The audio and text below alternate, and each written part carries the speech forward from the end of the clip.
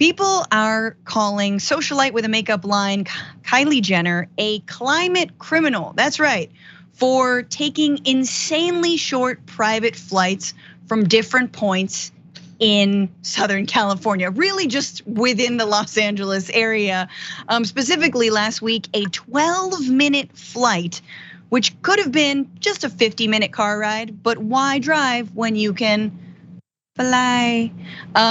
And the reason we know this, and the reason we're getting some of this backlash, is because Kylie Jenner actually posted a photo of herself with her boyfriend Travis Scott making out, and there was a very adorable caption as they make out between two private jets, and it says, "You want to take mine or yours?"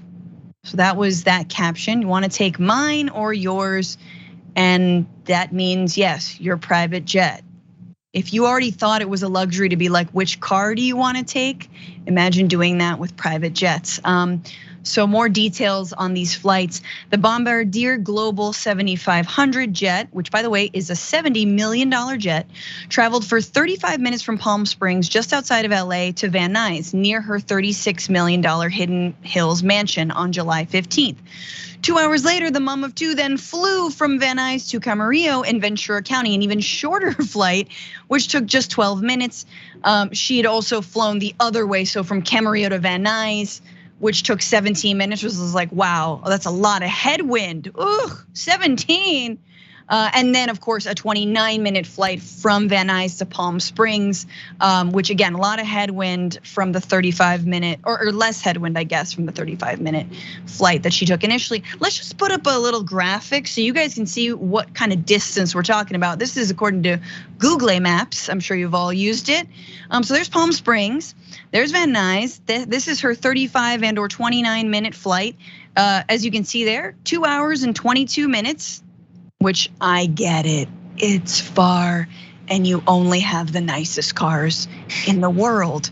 And of course, you don't drive them personally, but whatever. So let's forgive the 35-minute flight. Let's look at the 12-minute flight. Where's that from? That's from Van Nuys right there to Camarillo, a 51-minute, 59 if you're gonna go the route with like the little guy working, which I'm like, don't do that, obviously. 51 minutes.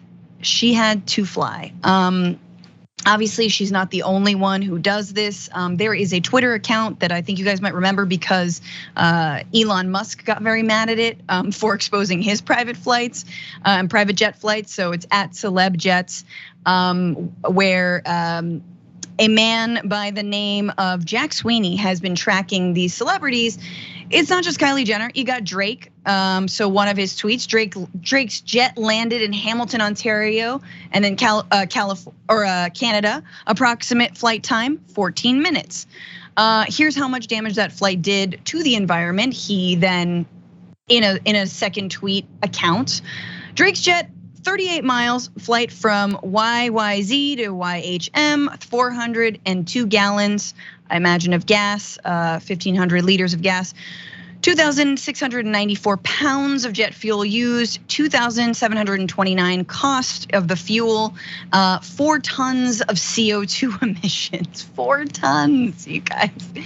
Obviously, there's more. There's Steven Spielberg, his jet landing near Shannon County, Clare.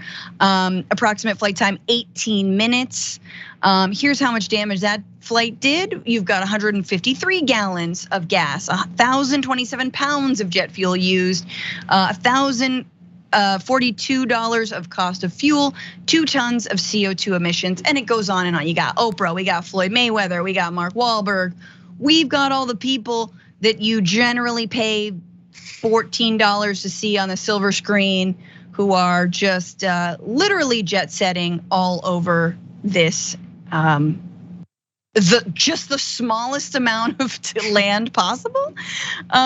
Before we get to the climate impact of all this, Ray, just thoughts on our opening acknowledgement that this has actually been going on and Yeah, it makes me furious that I have to drink the straws that disintegrate in your mouth, but they make us use the paper straws, but they can just, take a private jet and land it on top of a mall or whatever the hell it is that they're doing. Story makes me like viscerally angry. I take 2 buses to work and she's taking 12-minute private jet flights multiple times a day. It's so horrific for the climate, but it's also, no one should be allowed to have a private jet. There's not a single reason why you could need one. I mean, like business people always try to say, oh, we need to make last minute business deals, need to hop on the private jet. Do you not have Zoom? You could afford a private jet, but not a Zoom subscription? Or like mega church pastors, they need a whole fleet of private jets that are paid for by donations of their the church goers, so that, I don't know, they can fly them up to the gates of heaven, but you're gonna get turned away anyway. So I don't really think you need private jets either. There's just no justification for it. No one should own them. It should be illegal to have a private jet. I'm remembering Bernie Sanders in the middle seat on his commercial airliners. And every time if Bernie Sanders does take like I think there might have been a couple or 1 or 2 like private flights, hounded in the media, socialism, but it is a problem, right? Let's look at the actual data on how much more is emitted when you take a private aircraft. So private aircraft emit more than 33 metric tons of greenhouse gases, more than the country of Denmark. And because they carry so few people, they're 5 to 14 times more polluting than commercial planes per passenger, and 50 times more polluting than trains, researchers have found. So right, it's not just how much they're emitting, but of course per person, what is the carbon footprint? And if you're only fitting 5 to 14 people in it versus, what the smallest commercial airline being something like 35, but that's, on average, a couple hundred. We understand the difference here. So emissions from planes in general are rising rapidly. So it's not just private jets, but they've increased emissions from just air travel, increased by 32% between 2013 and 2018. Yes, fuel efficiency is gradually reducing the emissions, but it's not keeping up with the rapid increase in total passenger numbers, which are projected to double in the next 20 years. And so again, this is a broader problem that's not just on the rich. Everybody flies, or at least if you're lucky enough, you fly. But they get lucky every damn day. In fact, multiple times a day. And to Ravana's point about who should have this, why do they have this? Why would you even need a private jet? Okay, so let's imagine convenience and the fact that you can is put over here, which is usually most of the reasons why the rich do anything, because they can. But there's actually an incentive to do this. So from 50 Shades of Way on Twitter, they write, if we had a functioning democracy, our politicians would impose a super tax on private jet users. But instead, the entire cost of a private jet can be used as a tax deduction, while teachers can only deduct $250 for school supplies on their taxes. Now that might seem ridiculous, right? Like, what do you mean? Okay, the teachers, maybe they can only deduct $250 worth of school supplies, which is insane generally. Because remember, the deduction, it's not 1-to-1, right? But what about private jets? And it turns out within Trump's tax cuts of 2017, oh yeah, there was a provision that if you buy a private jet between the years of 2017 and 2027, in other words, still effective, you can write off the total cost of that jet. Now we're talking $70 million for jets that you can be completely written off. I mean, that goes to your overall tax write-off, is what I'm saying. So when we say things like shorthand, this was a tax cut for the rich, blah, blah, blah, we literally mean this was a tax cut for the rich, because these private flights not only are not being taxed for their carbon emissions, no, this is on us. This is on the federal government. It's giving them a handout because they're buying private jets. Before we continue, I kick it back to you, Ray. I wanna just let you guys know, this is a story of income inequality and climate change, right? And who are the biggest emitters and who are not, right? And as we go forward and we try to solve this in the middle of yet another heat wave and yet another hottest summer on record, you can see where the blame lies. So according to Oxfam, and this is years ago, right? It's 2015. It's gotten only worse since then. The poorest half of the global population, around 3.5 billion people, are responsible for only around 10% of global emissions attributed to individual consumption. Yet overwhelmingly in those countries are most vulnerable to climate change. In other words, people living in low-income countries, poorer nations, more susceptible to the effects of climate change, but don't contribute as much to it. Around 50% of these emissions, meanwhile, 50% can be attributed to the richest 10% of people around the world who have average carbon footprints 11 times as high as the poorest half of the population and 60 times as high as the poorest 10%. So you're talking the top 10% of people, it's basically completely switched. The top 10% of people emit 60 times as the poorest 10%, which we know only contribute 10% of the, anyway, it makes sense. Look at this, let's throw up this graph.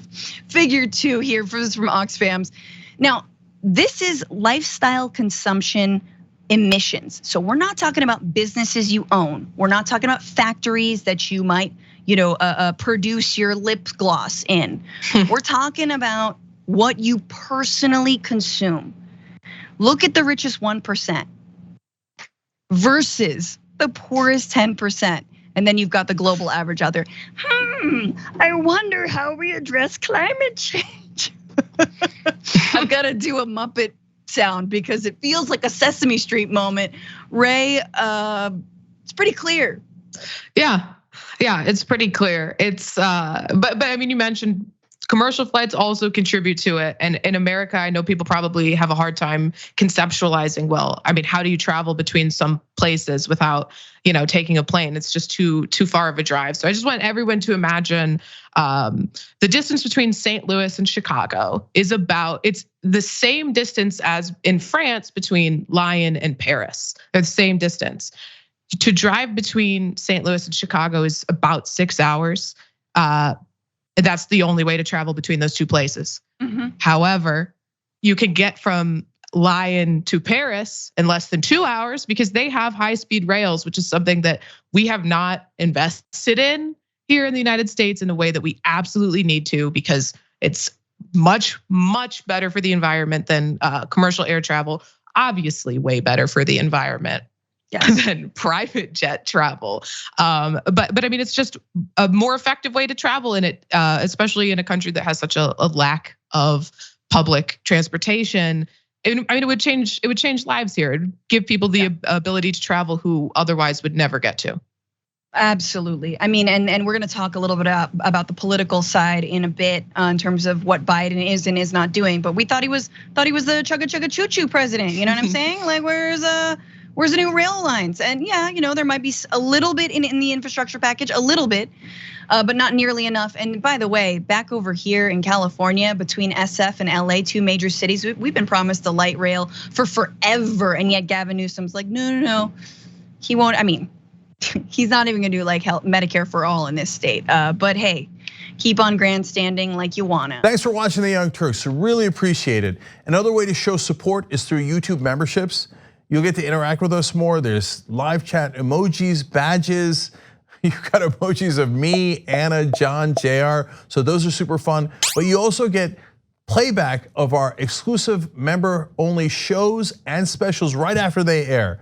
So all of that, all you gotta do is click that join button right underneath the video. Thank you.